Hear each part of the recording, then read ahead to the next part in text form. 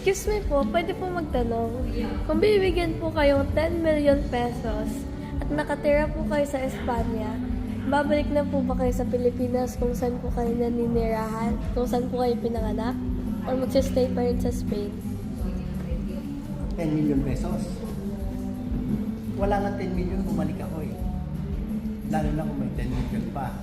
Siyempre, 10 million na yun, sobra-sobra yun para manirahan din sa Pilipinas. Palalaguin mo lang yun, magne-negosyo ka. Doon kung hindi ka tamad, hindi mo ubus ang 10 million mo. Ngayon, kung tamad ka, isang araw ubus ang 10 million mo. Tamad kang tao, diba? Pero yung manirahan sa sariling bansa, yun, kahit walang bayad, gagawin mo. Para naman bumalik sa Pilipinas, at manirahan sa Pilipinas. Masarap manirahan sa sariling bayan. Okay? Okay po, thank you po.